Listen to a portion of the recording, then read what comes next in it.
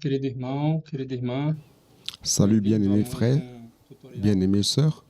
Nous voici un nouveau tutoriel de la nourriture quotidienne. C'est la semaine 4 de ce volume qui a comme titre la parole prophétique, une lampe qui brille dans les ténèbres. Et nous sommes dans la série des épîtres de Jean et de Pierre. Et cette semaine, nous sommes dans 2 Pierre 1, 12 à 21. Nous rendons grâce au Seigneur car il s'agit d'une semaine très riche en paroles. Nous allons voir un peu la foi objective et subjective. Donc, le processus qui rend la foi précieuse pour nous. La parole de Dieu, la vérité présente, la parole prophétique qui sont fondamentales pour nous. Donc, lundi, il nous a rappelé des passages très précieux de la dernière semaine, de 2 Pierre 1.1, qui parle de la foi que nous avons reçue. Il dit, Simon Pierre, serviteur et apôtre de Jésus-Christ, à ceux qui ont reçu en partage une foi du même prix que la nôtre par la justice de notre Dieu et du Seigneur et du Sauveur Jésus-Christ. Ici, il montre que nous qui avons cru au Seigneur Jésus avons reçu cette foi comme une portion, une parcelle de terre. Donc, c'est la même expression usée dans l'Ancien Testament lorsque la terre a été distribuée aux enfants d'Israël, la terre de Canaan. Donc, cette portion de terre que nous avons reçue doit être travaillée. Personne n'a reçu un lot plus précieux que l'autre. Nous avons reçu en partage une foi du même prix.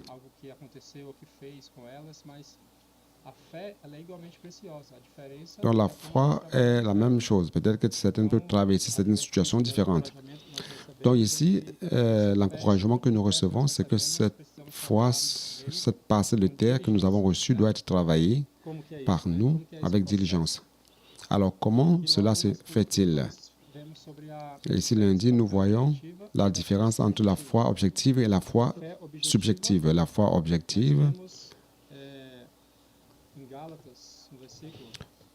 dans Galates, nous voyons cela dans Galates 2, 19 et 20. Il dit ceci, c'est Paul qui parle.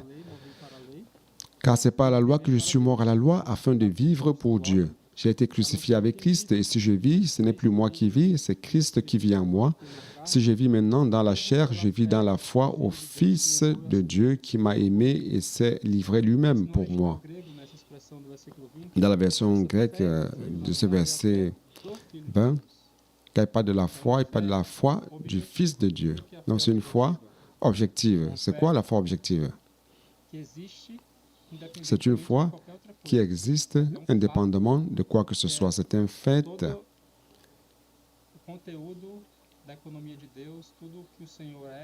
Tout le contenu de l'économie de Dieu, tout ce qu'il est, tout ce qu'il a fait, en fait, il est le Fils de Dieu, Jésus, est cette foi objective. Et ça ne dépend pas de nous. Mais ce qu'il désire, c'est que cette foi qui est représentée par lui-même soit mise à l'intérieur de nous dans notre foi subjective. Subjective, c'est notre foi. Ce n'est plus ce qui est externe ou d'une autre personne. Ce n'est plus des faits ou une parole que j'ai lue, mais c'est à l'intérieur de moi. C'est ça, cette foi subjective. Donc, ce que le Seigneur désire dans tout ce processus de développer notre foi, travailler cette terre, c'est que lui-même, la foi objective soit mise, imprimée à l'intérieur de nous et qui devienne notre foi subjective. Et c'est ça qui fait la différence. C'est ça l'objectif. C'est ça que nous allons présenter devant le Seigneur au tribunal lorsque nous allons le rencontrer. C'est ce qui est gravé à l'intérieur de nous, la foi subjective.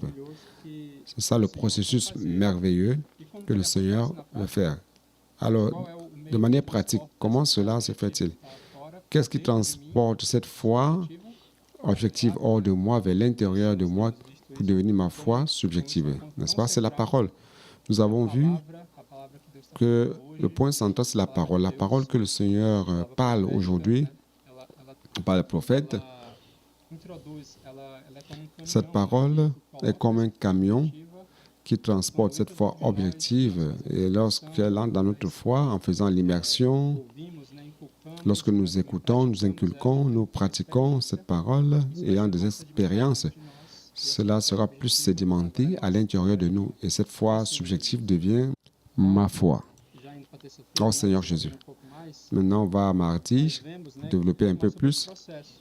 On voit un peu plus sur ce processus de manière détaillée dans Romains 10, 17. Nous n'allons pas lire. Il dit que la foi vient par ce qu'on entend ou par la prédication. Mais la traduction la plus adéquate, c'est par ce qu'on entend. Donc la foi vient par ce qu'on entend. Pour que cette foi qui vient, elle entre en nous. Pour qu'elle entre en nous, on doit écouter la parole. Et la parole passe par la pensée, émotion, volonté. Ça gagne notre âme jusqu'à arriver à notre esprit. Donc nous sommes un être tripartite, corps, âme et esprit. Et cette parole parcourt notre corps tripartite, pensée, volonté, émotion, jusqu'à arriver à l'esprit où elle est imprimée. Et lorsqu'elle est là, elle ne sort plus. Oh Seigneur Jésus. Donc c'est un peu de ce processus que le Seigneur fait avec nous. Car il veut nous sauver en entier. Lorsque nous avons cru au Seigneur Jésus, nous avons reçu le salut, nous avons reçu sa vie, il est clair. Mais cette vie doit croître. Elle doit occuper tous les espaces de notre cœur, enlever tout ce qui vient de nous, notre propre volonté, notre vie de l'âme, nous lavant jusqu'à ce que nous puissions jusqu'à ce qu'il puisse conquérir notre cœur. Et ce n'est pas le processus merveilleux de la foi qui se passe par la parole. Donc le résultat, comme il est dit ici dans Mardi, c'est la pleine filiation qui se trouve dans Romains 8, 17. Si nous sommes enfants, nous sommes aussi héritiers de Dieu, co-héritiers de Christ, et toutefois nous souffrons avec lui afin d'être glorifiés avec lui. Donc, quand nous étions des enfants tout petits, immatures, cette filiation que nous avons reçue va croître. Ce processus d'enfant de Dieu atteint tout notre être pour atteindre le stade de pleine filiation. Et de cette manière, nous serons ses héritiers, nous allons hériter de tout ce qu'il est au Seigneur Jésus. Ça, c'est le processus que le Seigneur est en train d'accomplir. Et une fois de plus, de manière pratique, comment cela se produit? Frères, nous devons voir comment la parole de Dieu est puissante. Nous ne devons jamais oublier ni douter de cela. Dans Hébreux 11, verset 3, il dit ceci: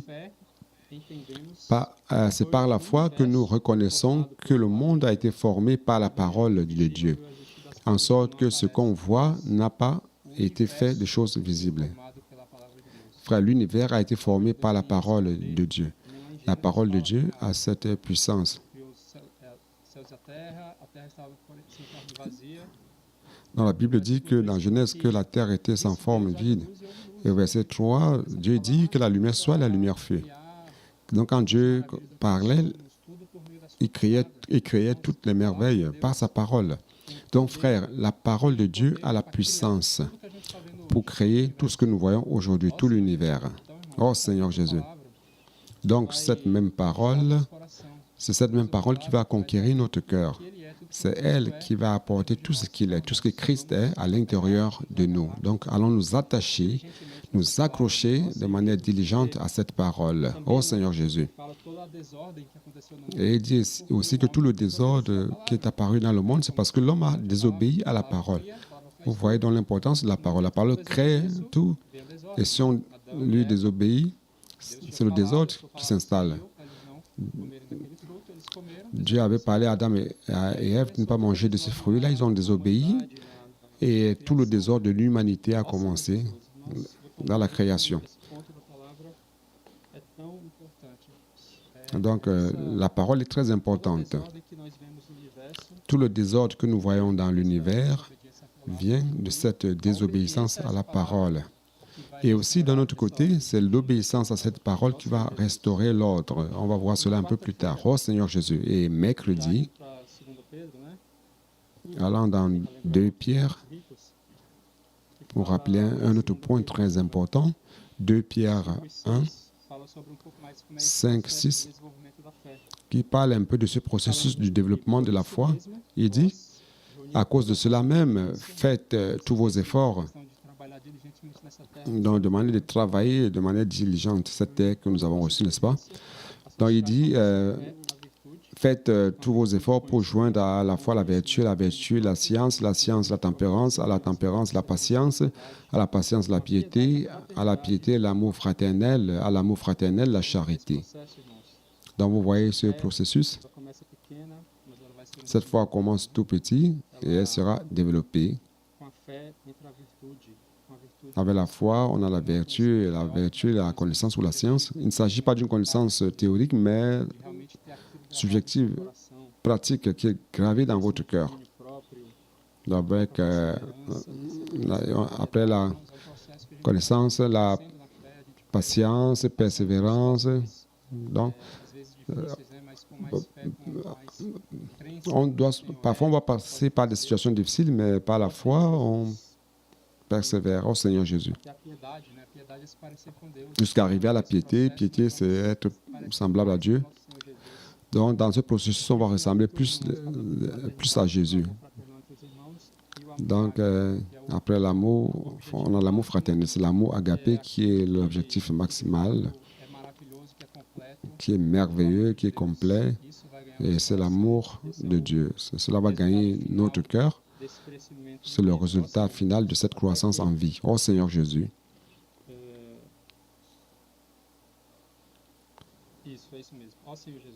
Non, c'est ça. Oh Seigneur Jésus. On va retourner à un autre point qu'il a montré. C'est sur l'ordre dans l'univers. Il s'est dit qu'il y a un ordre dans l'univers. Tout vient de Dieu. Tout ce que nous voyons aujourd'hui, frères, la nature, le monde atomique, subatomique, la vie biologique, le mouvement des astres, la lune, les étoiles, tout est en ordre, un ordre merveilleux, n'est-ce pas? Si la lune était un peu plus distante, il y aura des problèmes avec les marées. Donc tout est fait de manière merveilleuse. Et la création suit le rythme de ce créateur. Lorsque l'homme est tombé, le désordre, le chaos est tombé et est entré dans l'univers. Mais Dieu a préservé certaines choses par miséricorde. Et à cause de la désobéissance, l'homme est tombé dans la désharmonie. C'est pour cela qu'il y a tant de tristesse, d'injustice, parce que l'homme s'est déconnecté de Dieu.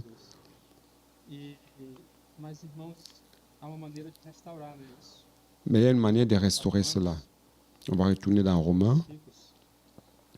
C'est très riche. On l'a déjà lu. Si nous sommes enfants, nous sommes héritiers et co-héritiers avec Christ. L'ordre sera restauré dans cet univers, dans toute la création, à travers cet homme que Dieu a créé, cet homme qui a un esprit, qui est une manière de recevoir la foi en lui. Et aujourd'hui, Dieu a un moyen de rétablir son ordre, rétablir l'ordre dans cette ambiance dans laquelle nous vivons. C'est merveilleux, n'est-ce pas? Continuons au chapitre 8, 18, il dit ceci. « J'estime que les souffrances du temps présent ne sauraient être comparées à la gloire à venir qui sera révélée pour nous. Donc cette gloire sera révélée en nous. La personne de Christ va croître et sera révélée en nous. Aussi la création atteint-elle avec un ardent désir la révélation des fils de Dieu. » Donc, la création, la Bible dit que la création est soumise à la vanité. Elle souffre. Et elle attend que vous et moi mûrissions, que nous travaillions cette terre afin que Christ croie plus en nous, qu'il soit révélé et qu'il s'exprime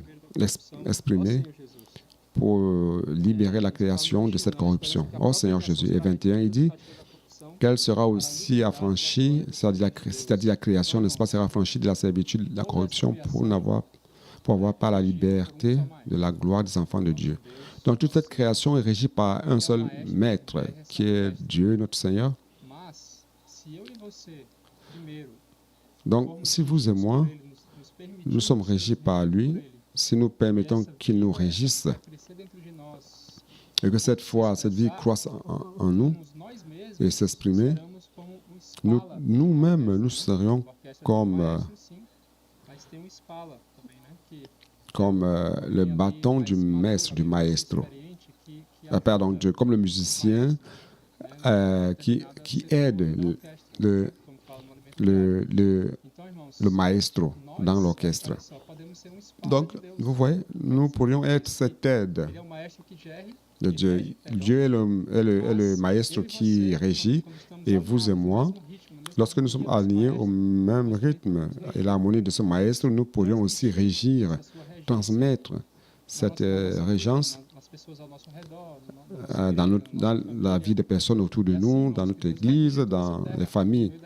Ainsi, Dieu va régir toute cette terre par l'Église. Donc, Christ sera la tête de toutes choses. Et cela commence par l'Église. Ça commence par vous et moi, ô Seigneur Jésus.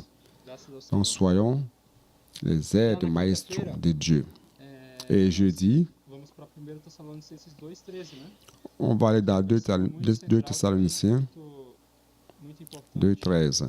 Un verset très intéressant. Sur ce processus, comment cela se produit réellement. Ce verset dit, 1 Thessaloniciens 2:13, il dit ceci, « Et c'est pourquoi nous rendons continuellement grâce à Dieu de ce qu'en recevant la parole de Dieu. » Cette parole, c'est ça le véhicule principal qui transmet Dieu en nous, les éléments de Dieu en nous. Alors, comment on reçoit cette parole? Il dit, et que nous vous avons fait entendre, vous l'avez reçue non comme la parole des hommes, mais ainsi qu'elle est véritablement comme la parole de Dieu qui agit en vous, qui croyez. Donc, la parole prophétique que nous recevons, nous devons la recevoir comme la parole de Dieu.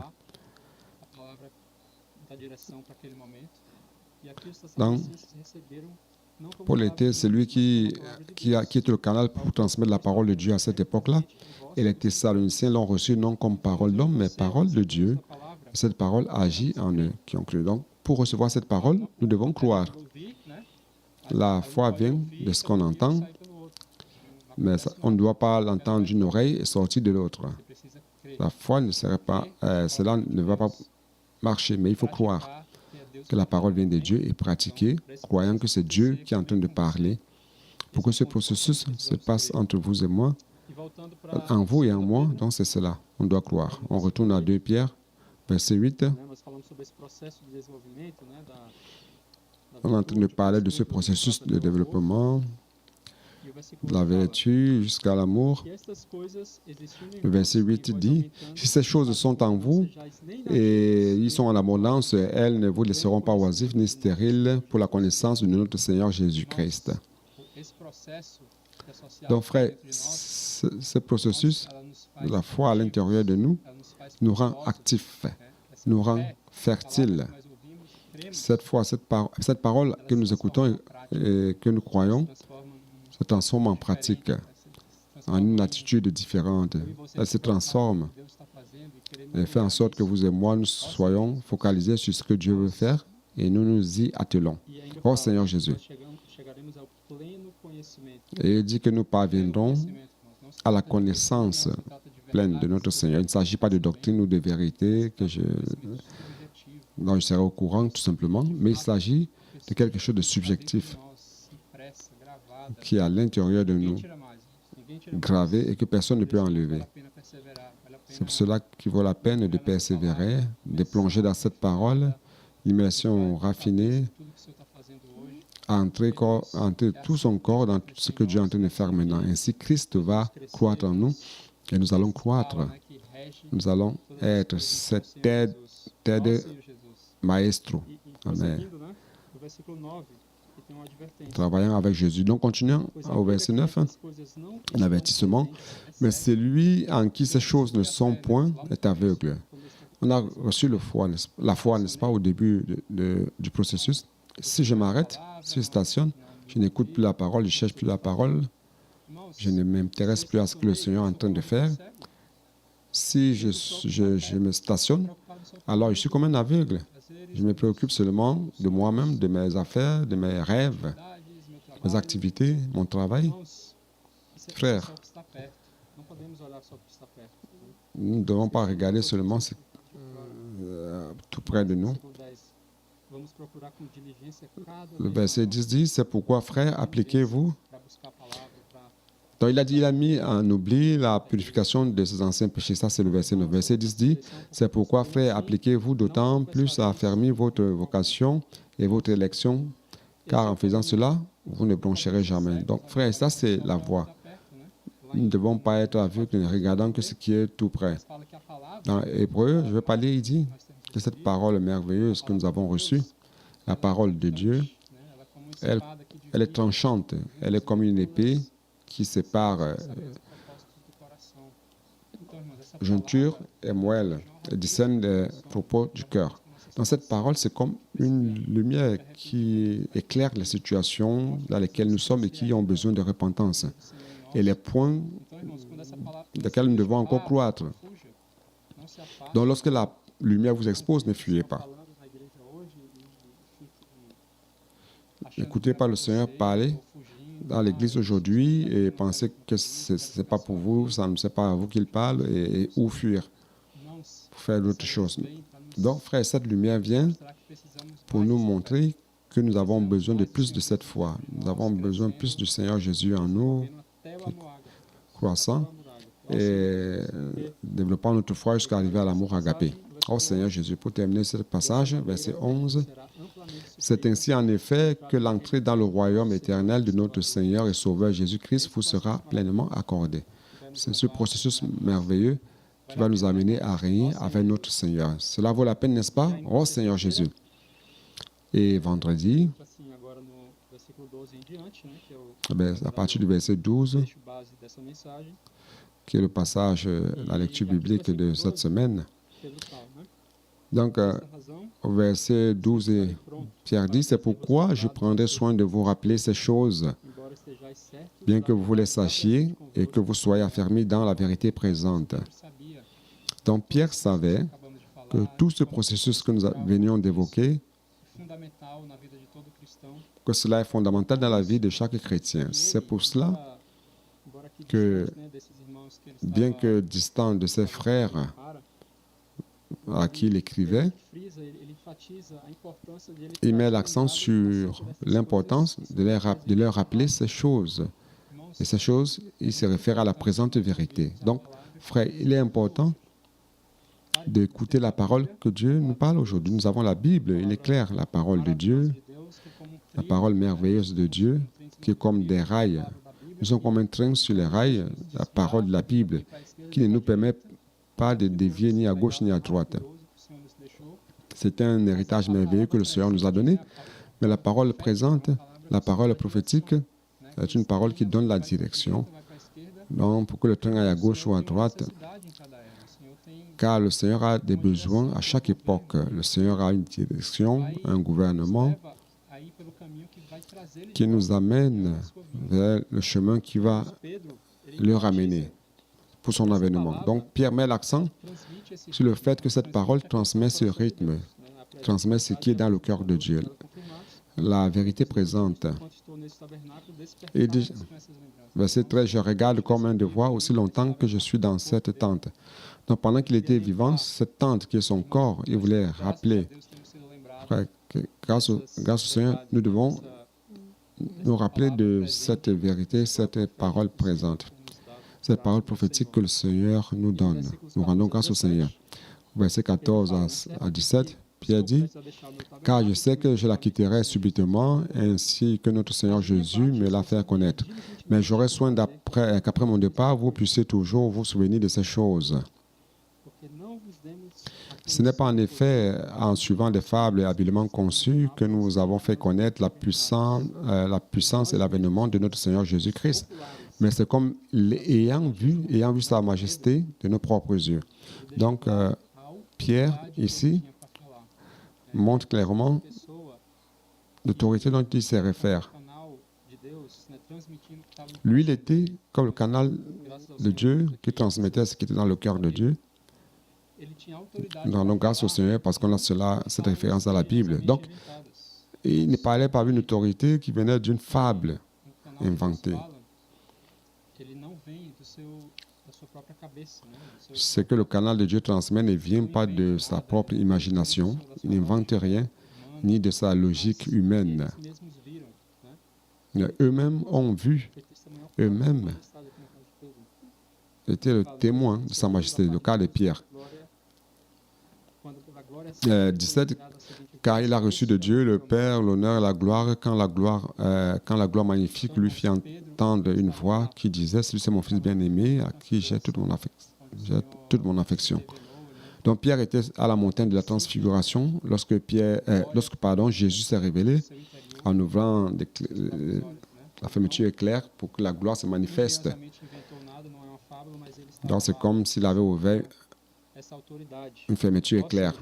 Jésus, n'est-ce pas, pour manifester sa gloire. Donc il parle parce qu'il était témoin oculaire.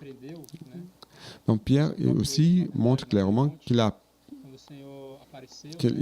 appris parce qu'il a commis une erreur à la montagne. Quand ils étaient avec le Seigneur, Moïse et Élie étaient apparus dans une vision. Il a dit, on va monter les tentes, une pour le Seigneur, une par Moïse et l'autre pour Élie. Pardon. Et une voix du ciel de notre Dieu a parlé de manière claire, comme nous avons lu. Il dit, celui-ci est mon fils bien-aimé, en qui j'ai mis toute mon affection. Donc Pierre a appris qu'il n'y a qu'une seule voix.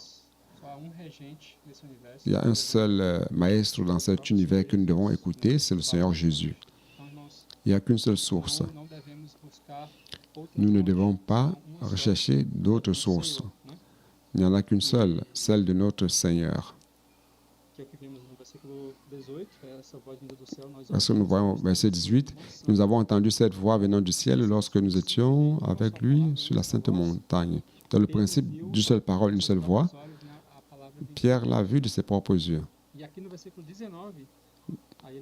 De la part de Dieu. Donc, au verset 19, le point central, et nous tenons pour d'autant plus certaine la parole prophétique à laquelle vous faites bien de prêter attention, comme à une lampe qui brille dans un lieu obscur, jusqu'à ce que le jour vienne apparaître et que l'étoile du matin s'élève dans vos cœurs.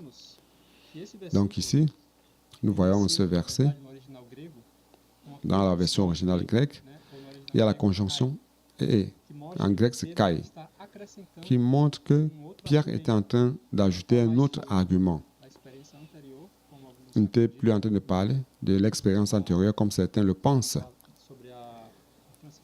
sur la parole de la transfiguration, de l'expérience de la transfiguration. Mais il était en train d'ajouter un autre argument de ce que la parole prophétique est confirmée en nous. Cette parole que nous avons reçue qui donne la direction est comme une chandelle, comme une lampe. Aujourd'hui, nous vivons dans les ténèbres, n'est-ce pas? Oui ou non? Malheureusement, on est cerné de mauvaises nouvelles de ce monde, d'injustice, de calamités, de maladies, de guerres, de péchés. Mais au milieu de ces ténèbres, frères, nous avons une lampe qui nous guide. Une lampe que nous maintenons bien près et qui nous illumine et nous montre la direction que nous devons suivre.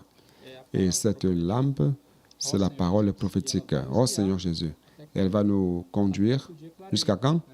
Jusqu'à ce que le jour vienne apparaître et que l'étoile du matin se lève dans vos cœurs. C'est-à-dire quand le Seigneur reviendra. Dans les ténèbres, on a une chandelle, une lampe qui nous conduit. Mais quand le Seigneur reviendra, il est le soleil de la justice. Il est la lumière qui va tout illuminer. Donc, tant que le Seigneur ne vient pas encore comme le soleil de justice, nous rendons grâce au Seigneur car nous avons une lampe qui nous conduit et nous montre le chemin.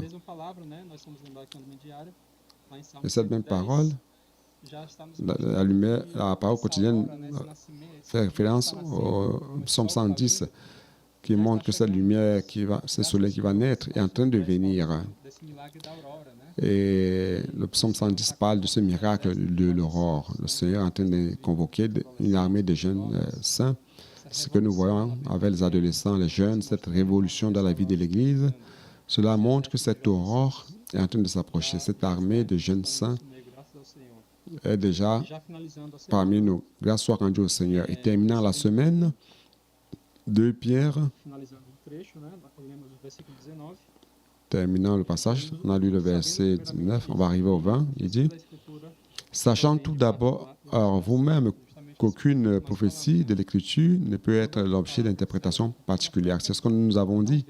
Toute parole qui sort de la bouche du prophète ne vient pas de fables inventées, comme le dit au verset 16, et encore moins d'une interprétation particulière, en pensant logiquement pour parvenir à un argument, que sais-je encore, pour parvenir à une chose nouvelle qui vient de votre pensée. Non, non, frère. Il dit, car ce n'est pas par la volonté. Il dit, voilà. Mais c'est poussé par le Saint-Esprit que les hommes ont parlé de la part de Dieu. Il dit, car ce n'est pas par une volonté d'homme qu'une prophétie n'a jamais été apportée, mais c'est poussé par le Saint-Esprit que des hommes ont parlé de la part de Dieu. Donc, c'est le Saint-Esprit qui apporte la parole de Dieu et elle est transmise.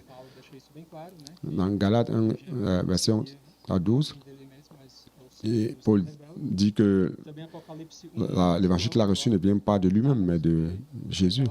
Et dans Jean aussi, Jean 1, il parle de la révélation de Jésus-Christ, qui ne vient pas de lui, mais il a reçu comme serviteur bien-aimé de Dieu, il a reçu cette révélation et qu'il transmettait aux autres. C'est Apocalypse 1, n'est-ce pas? Et ainsi, nous finalisons. Les hommes saints parlent de la part de Dieu, conduits par l'Esprit Saint. Mais c'est poussé par le Saint-Esprit que les hommes ont parlé de la part de Dieu. Donc, cette portion de terre, cette parcelle de terre que nous avons reçue doit être travaillée. Et cette fois, ajoutée à tout ce que Jésus est. Cela vient par la parole. La parole transmet ce qui est dans le cœur de Dieu. Ça transmet Dieu lui-même. Ainsi, notre foi va croître, jusqu'à parvenir à l'amour agapé. Frère, nous n'avons qu'un seul maestro. Sa parole nous conduit et accrochons-nous fermement à cette parole. Le Seigneur est en train de revenir. L'aurore est en train de se manifester. Nous allons régner avec notre Seigneur Jésus. Amen.